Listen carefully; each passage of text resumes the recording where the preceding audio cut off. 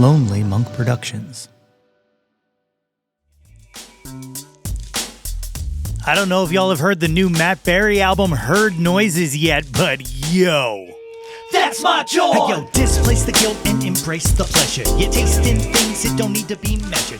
What's good, friends and family, neighbors near and far? Welcome to an all-new season of the Yo, That's My Jawn podcast. The podcast, website, brand, movement, way of life dedicated to the embrace and championing of your passions. I'm your host, Nate Runkle, a.k.a. Jawn Dorenboss, a.k.a. Nate 3.0, back at it again with yet another episode of the podcast. As always, I hope this podcast finds you all in good health and in good spirits. On today's episode, I am joined by keyboardist, producer, and composer Corey Bernhard for a chat about his career in music and his newest album, the brilliant A Blessed Leap of Faith, out now on Bird Brain Records. And that's coming up in a bit. But first, we are back, baby, and ready to rock, kicking off sexy season 6 with the Eagles headed back to the motherfucking Super Bowl. Oh, hell yes. Shouts out to the Washington Commanders who had a great season, but yo, the Eagles came out so hungry today and everyone was eating. Of course, what this means is that the next episode of this podcast is scheduled to drop the night after the Super Bowl, and well, we'll see how that goes. You're either going to get a very excited most host on the mic, or you're going to hear me do my best droopy dog impression. But yeah, man, kudos to the Philadelphia Eagles for clinching the NFC Championship and earning their spot down in NOLA for Super Bowl LIX, which of course is 59, because for some reason, Rome, football, gladiators, or something. Sure. The big news from the break between seasons on the Yo, That's My Jawn front, though, has been that I have launched a Substack for this show. I share playlists, things pertaining to episodes, and sometime soon, I'm going to start sharing articles in Music Crit. So head on over to yothat'smyjawn.substack.com and give it a follow. Sign on up, subscribe, or whatever you do. Of course, you can always still find me on the socials at Yo, That's My Jawn, and you can visit www.yothat'smyjawn.com for links to merchandise, the website, guest appearances on other podcasts, and all that good stuff. Word. Okay, guys, let's get into it. Season 6 starts now. My guest today is a keyboardist, producer, and composer who has recently released a sprawling experimental folk jazz suite, all while holding down a day job as the keyboardist in the house band from The Late Show with Stephen Colbert. He has played with everyone from Ed Sheeran to Ariana Grande, Pusha T to DJ Jazzy Jeff, and he is the co-founder and producer-composer of the band Killiam Shakespeare. His latest album, A Blessed Leap of Faith, was just released this past Friday on Bird Brain Records. Folks, it is my honor to welcome to the show, Corey Bernhard. Ladies and gentlemen, I am joined today by the great Corey Bernhard. Corey, thank you for joining me on Yo, That's My Jawn. Thank you. It's a pleasure. Super excited to talk to you. I've been into all of the things you've kind of had your hands on for the past few years, and the new album sounds absolutely phenomenal, and we'll obviously get to that and talk to it, but I'm excited to talk, man. Thanks, man. Me too. So I always like to start these things in the Wayback Machine. Tell me a little bit about growing up. Where'd you grow up? Sure. I grew up in Massachusetts.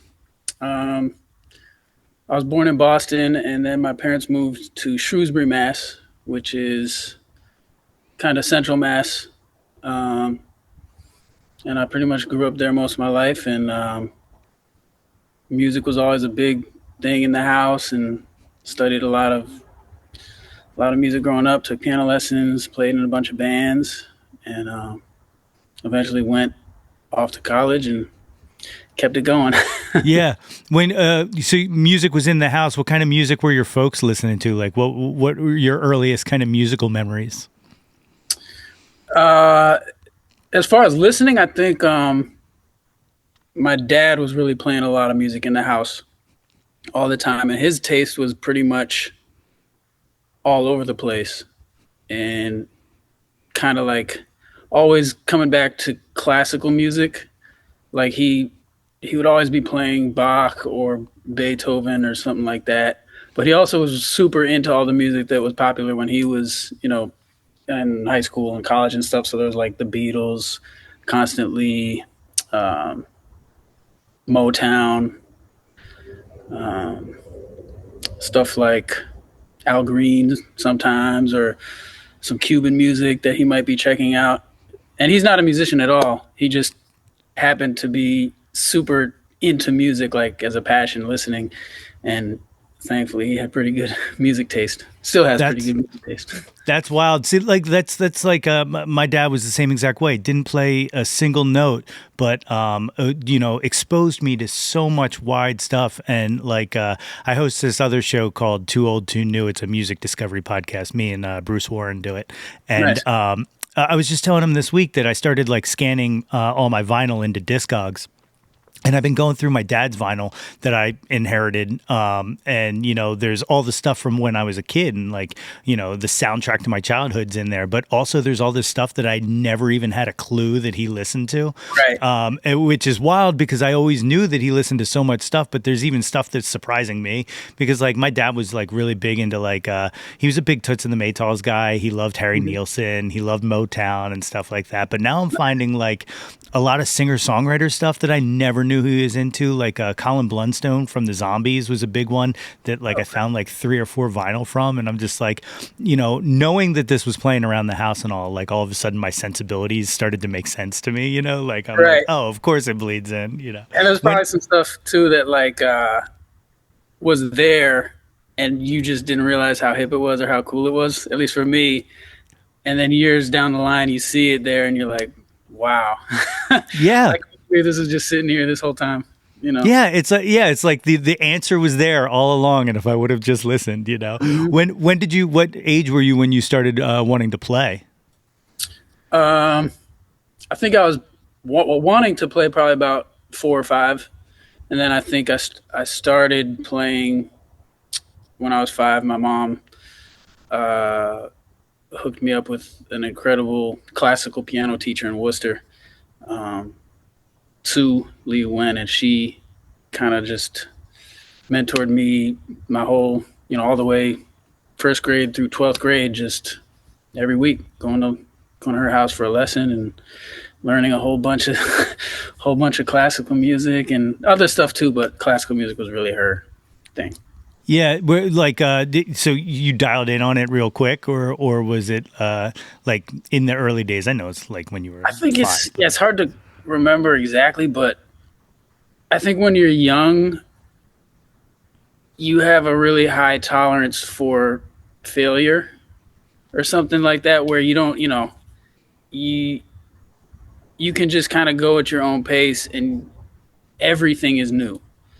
So the simplest song that you can learn is super exciting, right? Yeah, And yeah, I wouldn't say I loved practicing, but I still practiced. I loved being able to play. You know what I mean? yeah. And I pretty quickly saw the connection between practicing and being able to play. You know? Yeah, that makes sense. It's funny you said that about failure or whatnot because there's this comment I read in this this improv book I've been reading about how about judging yourself or thinking that other people are judging you, and the idea that if you're thinking that other people are judging you, the only person who's actually judging you is yourself, and it was Wow. like. Yeah. Right, like, but it kind of makes me think about when I was a kid. Is like I probably didn't think about other people's thoughts or judgment of failure or whatnot. So like, yeah, it totally makes sense that as a kid, you're kind of more pliable to, try things and fail and instead of, Yeah. And music is this thing that, is around you. And then all of a sudden, someone is showing you, or you're learning, some people on their own, some people with a teacher, that you can do it too. And it's like kind of an amazing thing. yeah. Can you remember, I always like to ask this to musicians, but can you remember like the first song you could play from start to finish? Yes. The first song I could play from start to finish was called Take Off. And it was the D sharp and the C sharp and D sharp black keys all the way up the piano. And the second song I could play was Take Off and Landing or something like where it's going back down. Back down. Yeah. Yeah. That's awesome. That's so cool. So, so you're playing, taking lessons or whatnot. Then did you play in any of the bands in school? Did you move in? Yeah, more so like, getting when I was a little bit older, like 8th, 9th, 10th grade and stuff, started playing with my friends and stuff. I feel like I was always playing with other kids and stuff in different sort of like, not full-fledged bands, but maybe I had a friend at a camp who played drums and we would just jam for a minute. And then in high school, I had a band with a couple of my friends that was called Serenity Now,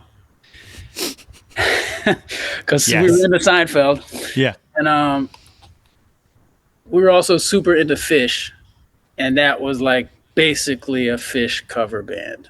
But oh, hell yeah. We tried to throw in, we were able to throw in some like other stuff. I think we learned a Frank Zappa song. That's awesome. Yeah. It's funny. When I started learning how to play guitar, some of the earliest stuff that I wanted to figure out how to play was Fish. And it always makes me laugh that I was like, hey, one of the most insanely talented guitar players ever. I want to try to learn how to do that. But right. We didn't even have a guitar player in that band. Oh, really? Yeah. Okay. Yeah. Okay. Yeah, my neighbor Zach Berwick, who still plays professionally, he was playing drums, and Max Wegner was playing bass. He is like the bassist now for one of the big orchestras in New York, like classical orchestras. That's sick. So yeah, we were just in Zach's bedroom jamming, trying to learn Fish songs. And then I played in another band with a bunch of my friends that was basically a Led Zeppelin cover band, which is also kind of interesting because they don't have a lot of piano in their songs. Yeah. So I kind of did whatever. Made it happen. Yeah. That's killer. When what was the first band that you kind of started actually writing or trying to kind of settle down into an actual band instead of jamming or whatnot? Man, I feel like I'm realizing I played in a lot of bands over my lifetime. But when I was in college, by that time I was super kind of like a jazz head. And I had some friends that we would kind of just get together and we would write tunes and lead sheets and play each other's songs. And it really wasn't a set band. It was just kind of a bunch of guys who, like to play. And we would kind of like write tunes and bring them to a practice room and just play each other's tunes. Yeah.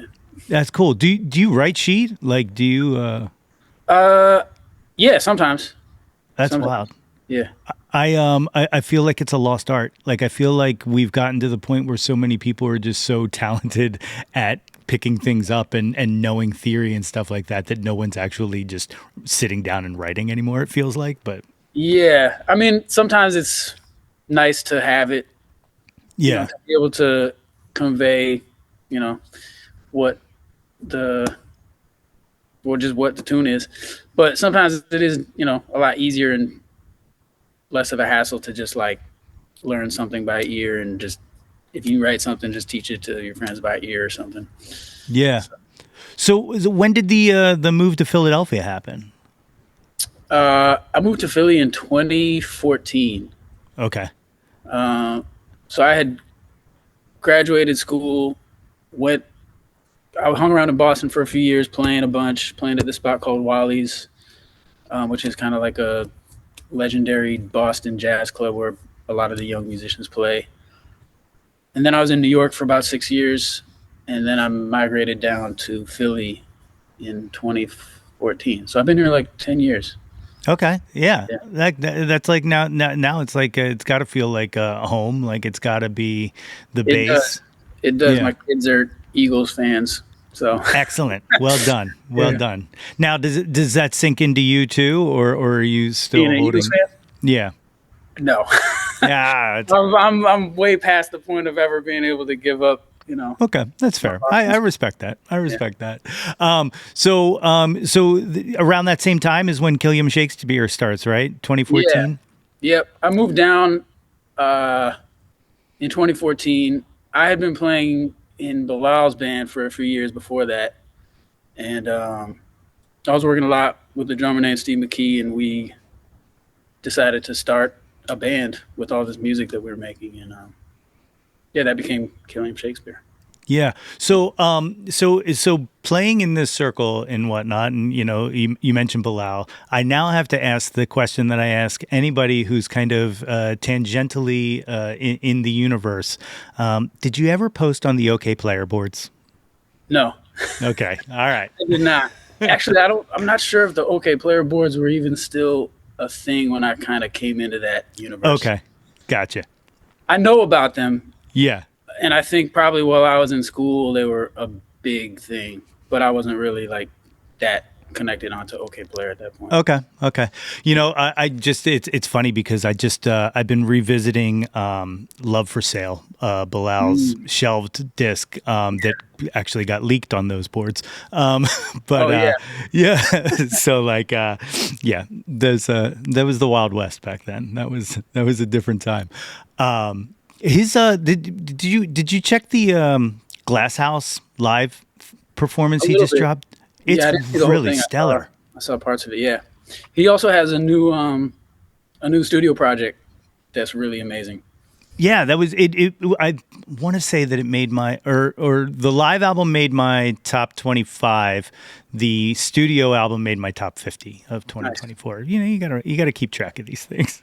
But how did Killiam Shakespeare come about? You said you guys were playing with Bilal, but like, what was like did you guys just like kind of have that material? From playing around with each other, or was there like, was it written specifically for that first release? Uh, the first Killiam Shakespeare release. Well, Killiam Shakespeare kind of became a band before we ever released anything. Um, just because we were making a lot of music, and sometimes people would use it for their project, and we produced it. It came out at on their project, but we also had a lot of music that wasn't necessarily you know stuff that somebody would necessarily like. Hey, I want that beat for my project.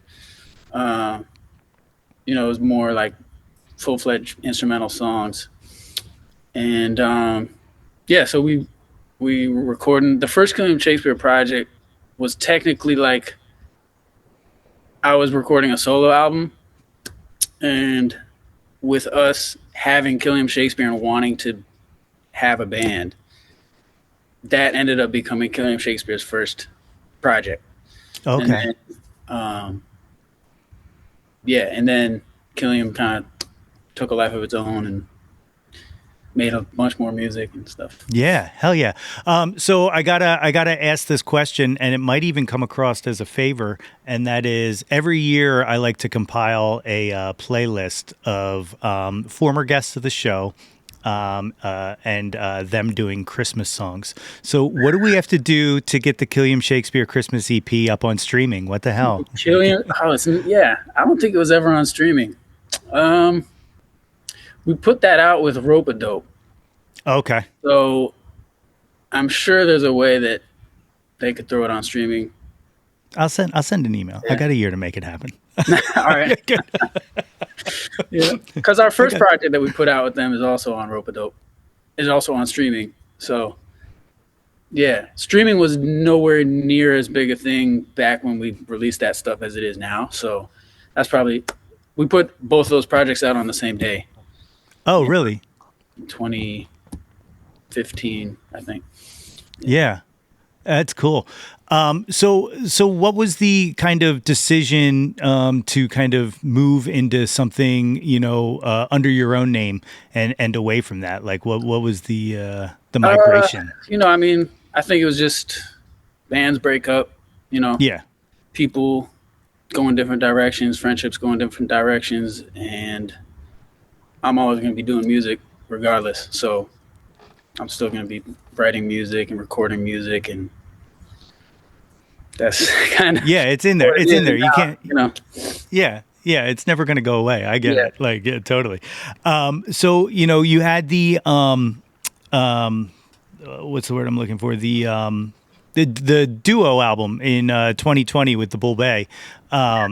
Like, was that was like a pandemic project? Was that it was. right? Yeah, we were actually in here in my studio, just masked up sometimes, most of the time, Yeah, trying to mask up, and yeah, just the nice. I mean, pandemic was kind of it was a rough time, but one of the things about it was that there was a lot of free time for musicians to create in the studio because nobody had any gigs.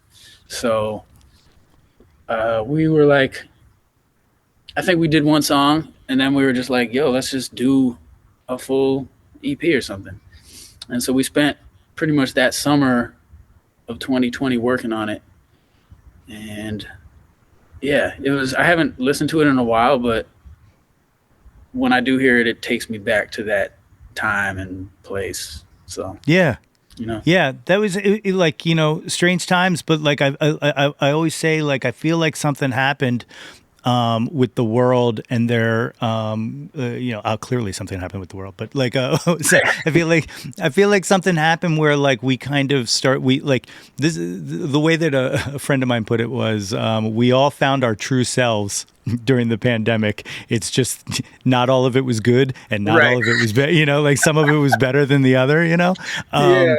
But like I feel like the creativity that came out of being locked in our houses, like we're going to see it for a few more years still to come, of like just all of these killer projects that people had the time to be able to sit and work with. Yeah, I'm sure there's so much music that people made during that time. I mean, I know just in here, people were coming in and almost, felt like every day there was cats in here just recording and playing, and not even for a specific project, but just to get their emotions out and play music. Um, so yeah, I was talking to my friend actually recently about going back and listening to all that stuff because it was such a unique moment in history that I'm pretty sure like what everybody was playing at that time was probably affected.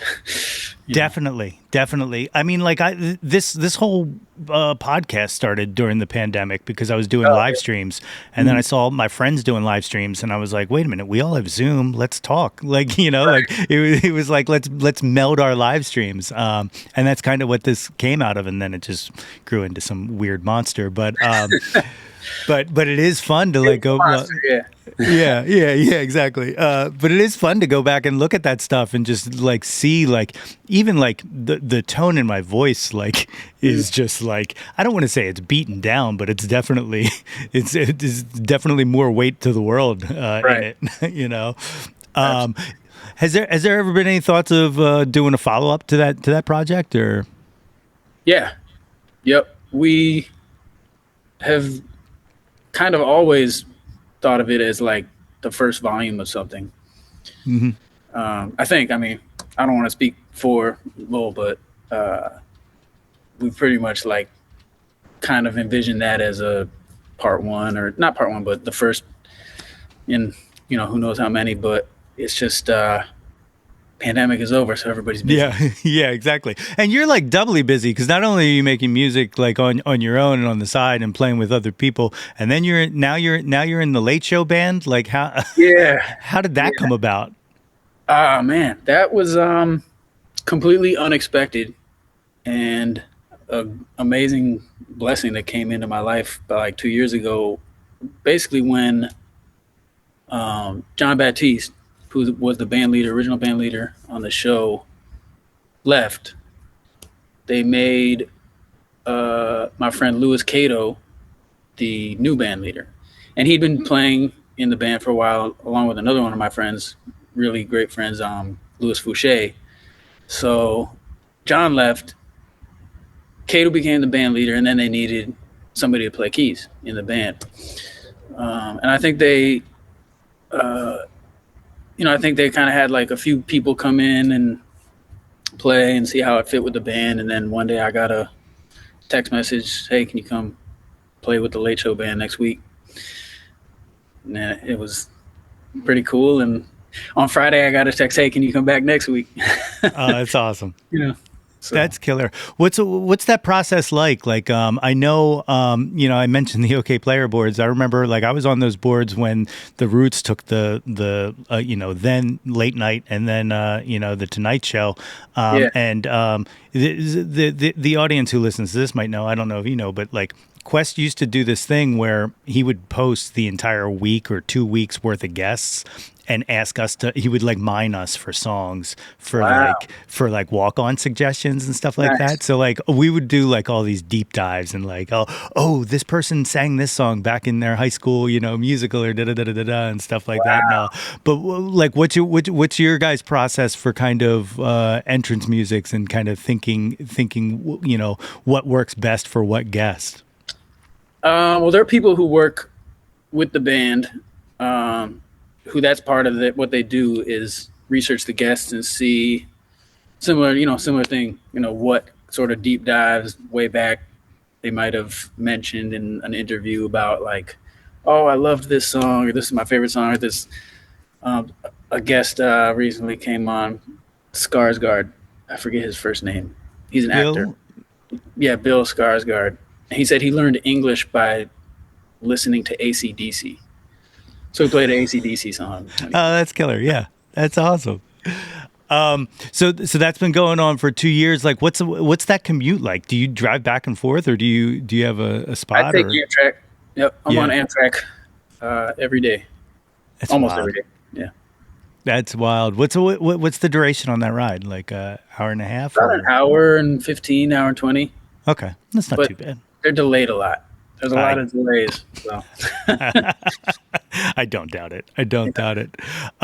So you just are about to release A Blessed Leap into Eternity, and the album is absolutely phenomenal. When did you start? When did you start this project? Like, when did you start kind of putting it together?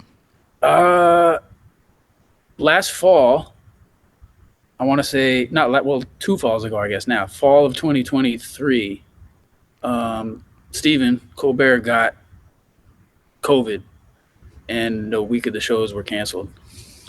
And I just happened to like, I don't really even know why, other than wanting to make music. I hit up some of my friends who had studios and some of my friends who played and booked a session at my friend Michael Cummings' spot in, I think it's like kind of Kensington area. And I went in there with Jawn and Yasay and Lenny, and we weren't like planning to make a project. We were just, gonna record and see what happened. And after we recorded that day, I kind of realized there was something there that could become a project, could become like, an EP or an album or something. So we did a couple more sessions over the course of that winter and spring. And then me and Mike mixed the record at his spot, and yeah, now it's coming out. Yeah, it's awesome. It's so cool. Speaking of did you give him any tips for being a house band now that he's on Kelsey's show? Or No, he didn't tell me. He didn't even tell me. But Sam and Benji told me. They came up to a taping in New York and that's cool. and yeah, I'm looking forward to checking out their late show, the sports See, late. see how they roll. Yeah, Yeah. it's cool. The album, like, I don't want to say that it's totally different than any of your previous stuff, but it does feel more rooted in jazz, and kind of improvisation. And now knowing that it was, based off of, the core of it was from that first session, like that kind of gives it more of, it helps me understand more of how that came about. But like, was that approach different than previous, how you kind of put together the previous projects? Yeah, a little bit because this was the first project where every song was tracked live with everybody just playing together at the same time in the same room. Um, I've probably done a couple songs here and there like that, maybe with Killiam or another band or two, but like as far as the whole project being that sound, this was the first time we did that, and I loved the feeling of it. You know, Yeah. um, I think when I was younger, I was sort of like a little nervous or intimidated by that process of doing a take of a song with everybody playing and like you know that's what the sound of the song is going to be. But for some reason this time it was a great, enjoyable, special process. Yeah. Um, yeah, and we did some overdubs, adding some layers and stuff. But the meat of it is us just getting in Michael's room and playing. Wild. How much was there much of an influence from doing the late night gig and playing different styles and all every night over and over 5 nights a week or whatnot? Did that go into kind of your thought process in playing or? Not really consciously, not Yeah. consciously, but everybody in that band is, first of all, an amazing musician, and also a lot of the people in the band are really coming from a very jazz oriented background. Um, so, playing up there every day with that cast of musicians, it kind of starts to seep into you, you know? Yeah. So when we started recording this music here, I was just probably more comfortable than I've been in a while because I'd been playing, improvisational based music every day, Yeah. you know? Yeah. The I know you did a show. Was that in December or whatnot? Are you looking to play more shows on this project, or is it hard to get everybody together? No, we're playing some shows. We're going to be playing at St. Michael's Church on the 15th of March. Okay. Yeah, March 15th. And, oh, actually, might be the 14th. I'll have to check. Or the 16th. The 15th, we're playing in New York at Brothers Wash and Dry. Oh, nice. We're going to book a little East Coast weekend out of that. And, yeah, so we'll be playing in Philly in March and hopefully playing a bunch more too. That's cool. I would love. You got to let me know, especially when that date is, because I definitely want to check that out. Like, Absolutely. I can only imagine what this sounds like live. Like, just the vibe is just so strong and powerful on this that like it's great, man. Yeah, we did one small show opening up for Black Dynamite. I don't know if you know him. Yeah. Amazing drummer artist from Texas. But yeah, even just playing that because it was our first time playing any of the music since we recorded it felt amazing. You know, Yeah. I'm really looking forward to playing this stuff.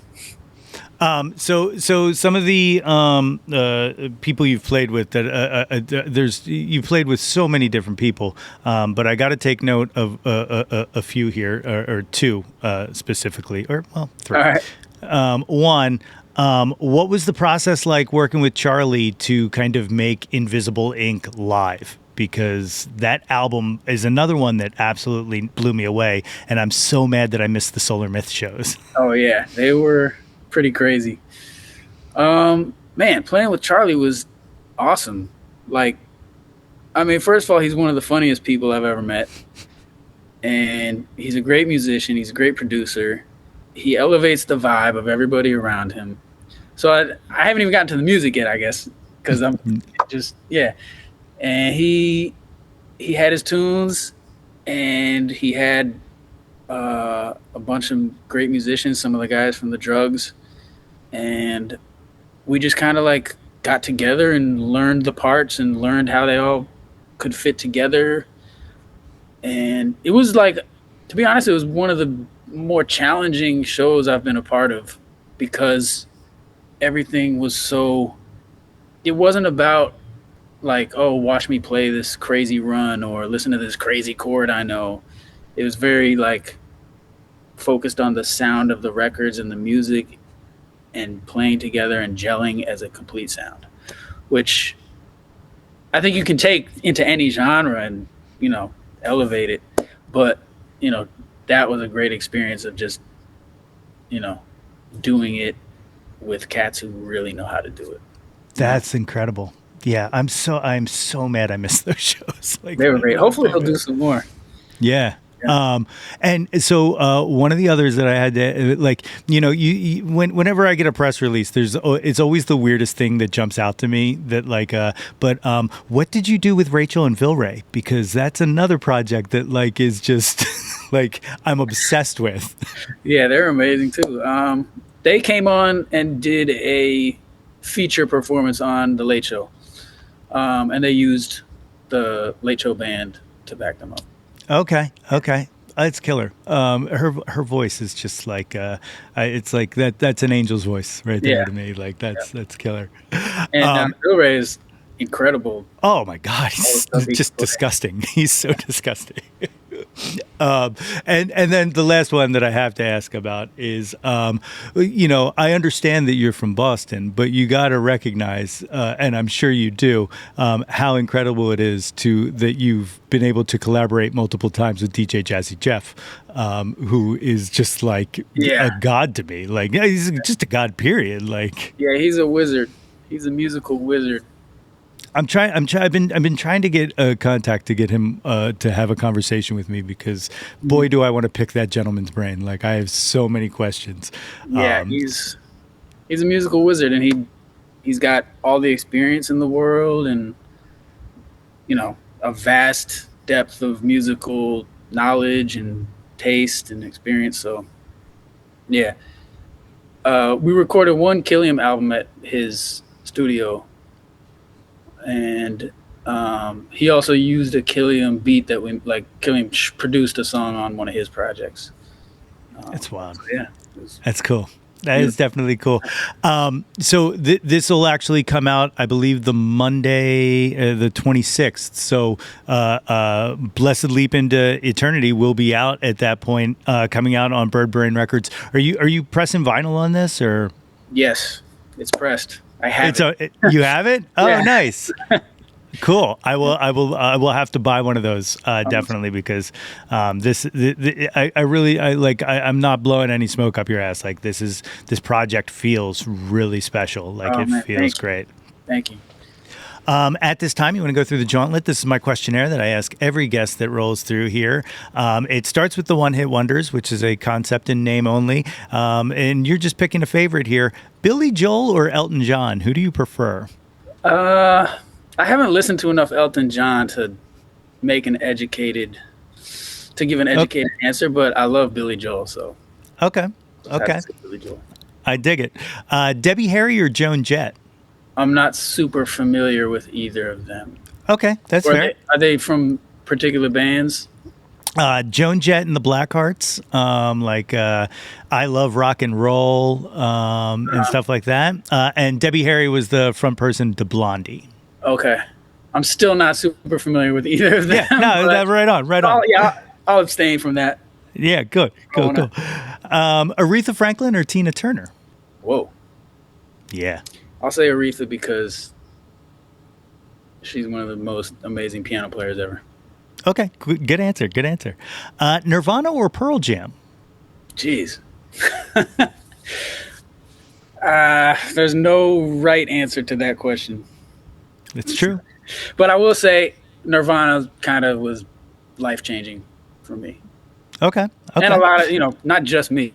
Yeah. Nirvana changed a lot. I'm probably Pearl Jam too for a lot of people, but I know when I was in middle school, Nirvana was God. For sure. Janis Joplin or Stevie Nicks? I guess Stevie Nicks. Okay. I dig it. Yeah. The big cliche, Beatles or the Stones? Beatles. Okay.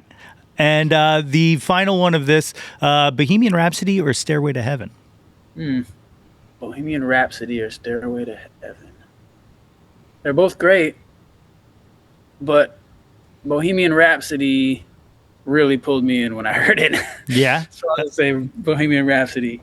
I don't know all the words to Stairway to Heaven. I know all the words to Bohemian Rhapsody. So dig it. Every once in a while, I like to throw a custom one in for the guests themselves. So I ask you this one: Oscar Peterson or Thelonious Monk? Oh, you are killing me. Oh man, you're killing me. I would be lying if I didn't say Monk. Okay. Dig it. I can dig it. The next section is the top 10 countdown. In this, of course, we use Jawn to be whatever you want it to be. It doesn't have to be music. It can be anything you want it to be. First one, what was your first Jawn? What was the first thing you were obsessed with when you were a kid? First Jawn. The first thing I was obsessed with when I was a kid? Yeah. Not including music? Yeah, it can be anything you want it to be. That's tough. Because I was obsessed with a lot of things. Like sports, music. Yeah. What was your sport of choice? When I was a kid, it was probably soccer. Yeah. Same. Yeah, definitely. Number 2, what's your current Jawn? What are you into right now? My kids. Yeah. How many kids? 2 kids. And ages? 2, well, almost 2 and just turned 4. Oh, it's the fun time. It's or fun. so I know. I don't have kids, but Okay. but nephews and all like that. That's when they like me. You know, Right. they start to get older, and all of a sudden I'm boring. But whatever. Nah, they'll like you. I'm sure. It's awesome. Number 3, what was your first live show you saw? Ooh, my first live show. The first show that I went to, kind of like with my friends, like concert that I didn't go to with my parents, probably was Fish. Yeah. Yeah. What year? I would have been a sophomore in high school, so maybe like 1996 Okay. Cool. or 1996, around there. Yeah. Worcester. Good times. Worcester, My first Fish show was 94. Wow. Yeah, and I always tell the story that like my favorite Fish song of all time is Lizards. All right, like I just love the Lizards. I love the whole Game Henge thing, and they played it that night. And I didn't know. Like my friend was a Fish fan, and he was just like, "I have this extra ticket. Do you want to go with?" And I was like, "Yeah, sure." So like the only time I've seen them play Lizards was the time that I just couldn't appreciate it because I didn't know it, which is like the most frustrating thing in the world. Did it make an impression on you? Like, it had to have. Like I gotta think like it's coded in there somewhere in that memory. But what I was going to say earlier was when I was learning how to play guitar, one of my favorite memories ever of any show I've ever been to was in the parking lot of that Fish show. And there were these girls selling grilled cheese sandwiches.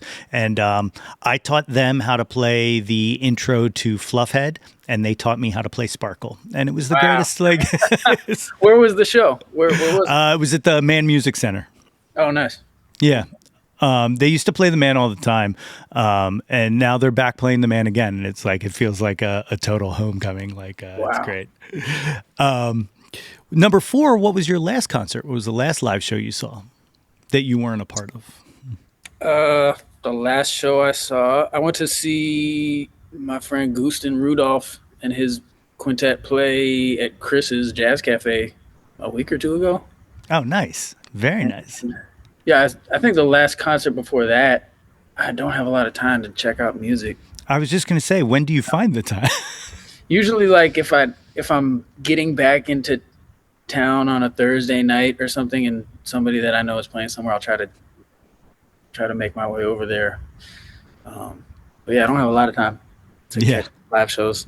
I saw Salami Rose Joe Louis at Brenda's maybe 6 months ago, a year ago. Okay.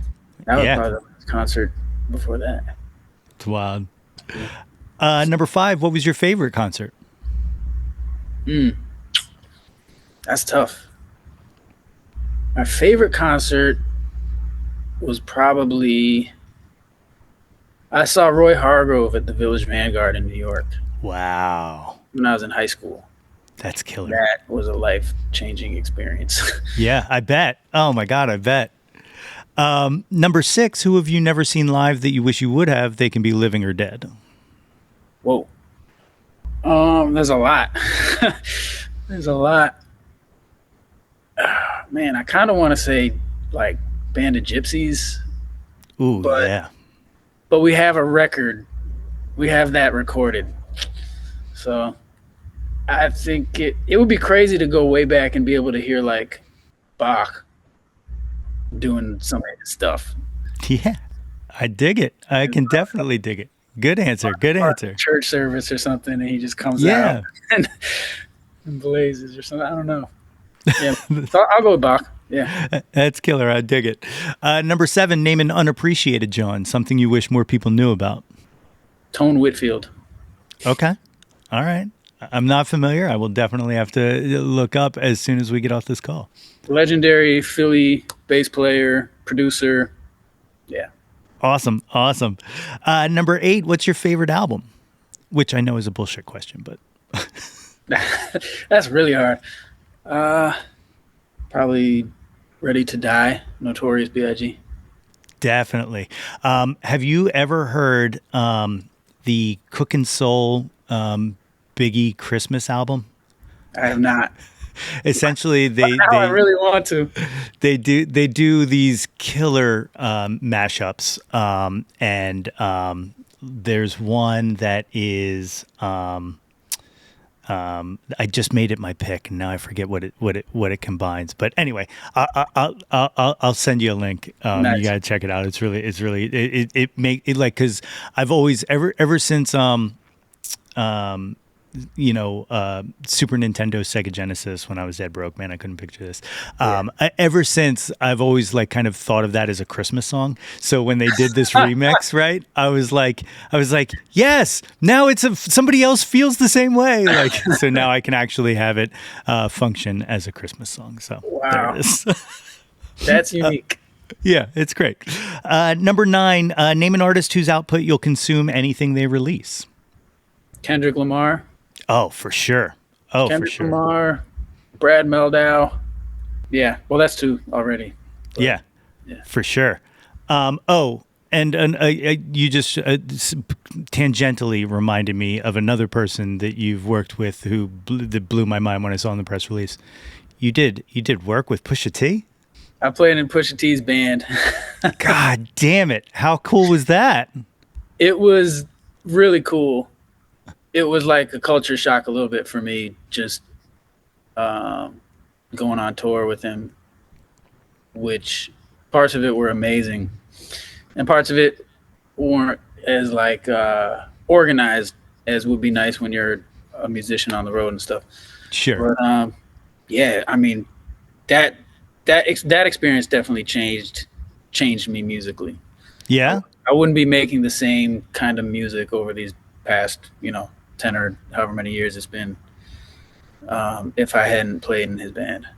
And he's also just one of the greatest rappers alive. So it just unbelievable. What tour was that? Like, what project was he?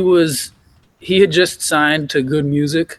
Okay. And Good Music or Heineken and Good Music, I think, were doing these tours together where Heineken would sponsor a Good Music artist to just do a promotional tour.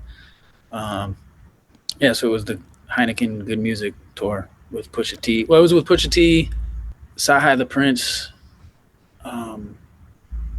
It wasn't just Pusha. Every show had a couple other people, but I played in Pusha band. That's awesome. That's so cool. The 10th and final of the top 10 countdown. What's your favorite Jawn of all time? It can be anything you want it to be. That is too hard. That's that's really hard to answer. That's too much pressure. Favorite Jawn of all time. It's got to be my family. Yeah. Yeah. That is so cool. I dig it. So Blessed Leap into Eternity, as I said, just came out this Friday, available on all the streaming plus on vinyl. CD? No CDs. No Vinyl CDs, and just streaming. one. Yep. Okay. Available through Bandcamp? Is it going to be up on the? Yeah. It'll be on Bandcamp and Birdbrain. You can get it at Birdbrain's website, which is basically just a link to Bandcamp. So. Okay, yeah, and we'll have links in the show notes, so anybody listening to this can just click the link and go right to it, and all of that. Corey, I appreciate you coming through here so much. Like I said, I absolutely love this album, and I'm so glad we got to chat about it. Oh man, thank you so much, Nate. It's been a pleasure. My thanks again to Corey for chatting with me on the show today. A Blessed Leap of Faith is out now on Birdbrain Records and is available on vinyl. Visit www.birdbrainrecords.com or corybernhard.bandcamp.com to purchase the record. And of course, it is available to stream on your streaming provider of choice. You can follow Corey on Instagram at Mr. Weebles, that's Mr. spelled out Weebles, and on Facebook and X at Weebles World. Links to all of those are, of course, as always, in the show notes. If you haven't done so already, please be sure to subscribe to the Yo, That's My Jawn podcast wherever you get your podcast from. And yo, it is never too late to get yourself a super awesome Jawn Scout Merit Badge for Citizenship of the World just by rating and reviewing us. Don't forget to visit www.yothat'smyjawn.com for the link tree with links to articles, merchandise, all of the previous episodes of this podcast, guest appearances on other pods, and more. And while you are there, please be sure to sign up for our mailing list to get all of the updates delivered straight into your inbox. Like us on Facebook at facebook.com/YoThat'sMyJawn for updates and live streams. Follow us on Instagram, Threads, and on Substack at Yo That's My Jawn, and search Yo That's My Jawn on YouTube to find the Yo That's My Jawn YouTube channel. Like and subscribe the heck out of that ish. We want to hear from you. Reach out, and touch some Jawn. We are Super Bowl bound, baby. Well, okay, not me personally. The team I like is. Me, I'll be by the chips and the dip. Go Birds. Blue skies. Until next time, everybody. That's my Jawn. Displace the guilt and embrace the pleasure. You taste things that don't need to be measured. Yo, That's My Jawn is a Lonely Monk production. Written and produced by yours truly, Nate Runkle. Theme song by me, under the moniker Nate 3.0. Special thanks to Fox Run Brands, DX Ferris, Andrew Scott, Maggie Poulos, Dan Drago, Natalie Runkle, and the beautifully vibrant and wickedly stunning Katie Dovney. If you or anyone you know has any ideas they would like to share or any guests they would like to hear on the podcast, please feel free to reach out to us at yothat'smyjawn@gmail.com or hit us up on the socials at yothat'smyjawn. Until next time, be sure to displace the guilt and embrace the pleasure. Tilt your head back and shout to the world, Yo, that's my Jawn.